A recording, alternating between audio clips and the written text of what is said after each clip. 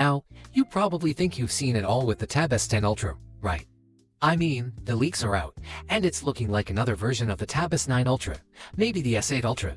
But hold on, there's something big coming, something that could totally change the way you use your tablet. Okay, picture this: you're outside, trying to get some work done, or maybe just scrolling or sketching, and suddenly bam, reflections everywhere. The sun's turning your screen into a mirror, and you can barely see anything. Annoying, right? You're probably thinking, well, that's just how it is with tablets and big screens. Nope, not anymore. Samsung's about to fix one of the most annoying things about using big tablets.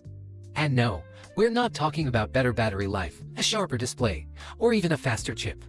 What they're adding is way more practical and anti-reflective display on the Galaxy Tab S10 Ultra.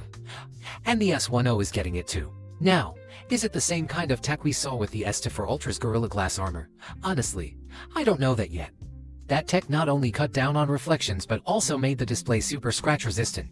It's amazing. But considering no other device uses it right now, and the Tab S10 Ultra has a nearly 15-inch display, it's probably not the same thing here. Still, it could be something just as cool. Hopefully, it's not like what Apple does with their iPads, though. They slap on this matte coating that cuts glare but makes the colors look super dull. That's a no-go for me, and I'm really hoping Samsung doesn't take that route. We want something more like the S10 Ultra reflection control without messing up the picture quality. Also, a little bonus leak here: Samsung's official keyboard accessory for the Tab S10 Ultra showed up online, and it has a new key called Galaxy I. What does it do? No clue yet, but I'm guessing it's something like the Windows Copilot key, maybe bringing some AI-powered magic. The AI key is replacing the Lang key from the older Galaxy Tab keyboards, which is a cool switch-up. As always, Samsung will offer two versions of the keyboard case, one with a detachable trackpad and one without. Both will come in black and white, and that's all we know for colors. Next, Samsung accidentally posted the pre-order page for the Tab S10 and S10 FE before quickly pulling it down. But we saw enough to confirm pricing and some specs.